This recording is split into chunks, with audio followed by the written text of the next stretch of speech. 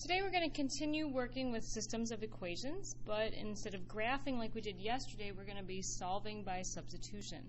So these are the steps. If you need to pause the video, go ahead and do that, and we'll refer back to this as we do the examples. So the reason why you're going to use substitution today is because all of the equation sets have either a y equals or an x equals equation. So if you look at problem number 1, it says y equals, and then you have this expression, 4 minus 2x. In problem 2, it says x equals, and then you have this expression. So it's set up very nicely for a substitution problem. If it's set up in a different manner, where you would use the elimination method, which is what we will do tomorrow. So in problem number 1, it says y equals 4 minus 2x. So I found my y equals. I'm going to substitute that expression that I circled into the other equation. So I know where to substitute into because it's equal to y, so it's equivalent to just the letter y.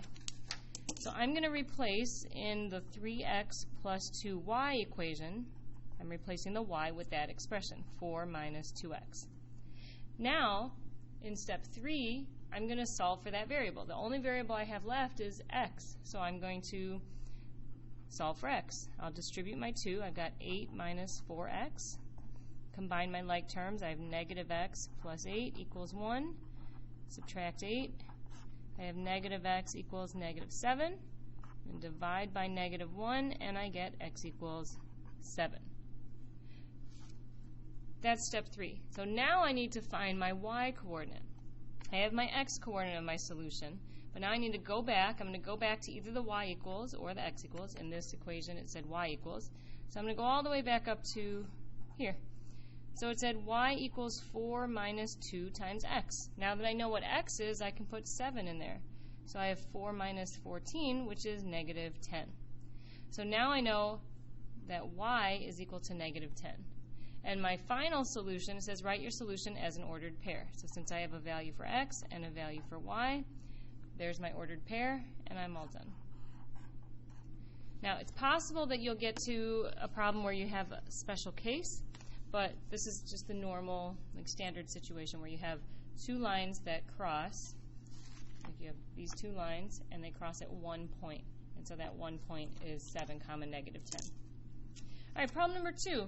I'm going to look for my x equals. I've got my expression, and I need to substitute that into the other equation, just replacing the x. So instead of x plus 2y equals negative 1, I'm going to say I have 3y plus 9 plus 2y equals negative 1. Now I have only one variable, so step 3 is solve for that variable.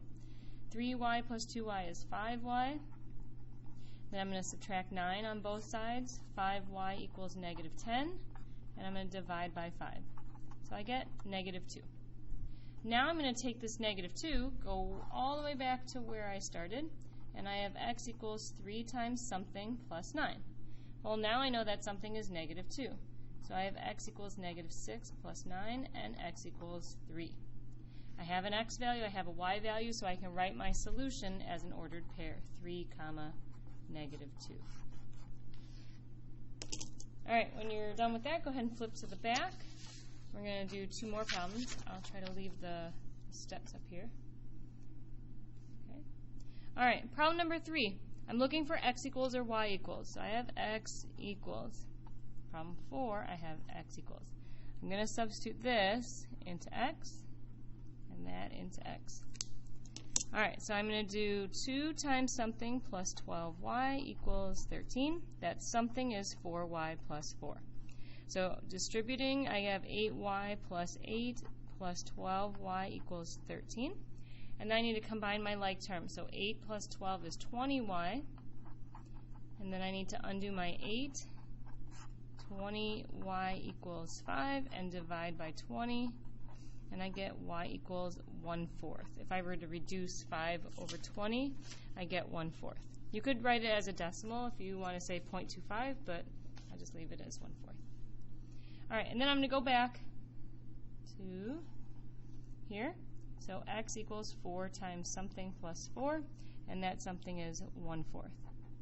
So 4 times 1/4 is actually 1, and 1 plus 4 is 5. So my final solution is an ordered pair, 5 comma 1/4. Make sure that you put your ordered pair in the right order. So I want x first and then the y. All right, final problem. I've got x equals, so I have that quantity circled. I'm going to take this, substitute in here, so I have 4 times 2 minus 3y plus 12y equals 8. So I replace my x with 2 minus 3y. All right, if I distribute, I get 8 minus 12y plus 12y equals 8. So I'm going to combine my like terms. Negative 12y plus 12y is 0. So these are going to cancel out. So I'm going to be left with 8 equals 8. So this is my special solution. So normally I would try to solve, but there's no variable to even solve for. There's no x's and no y's. So you kind of can skip over step 3 and 4. We're going to go to our special case. And is this a true statement? Is 8 really equal to 8? Well, yeah, that's true. So this tells me I have infinitely many solutions. That's the situation that we talked about yesterday, where you've got 2 lines,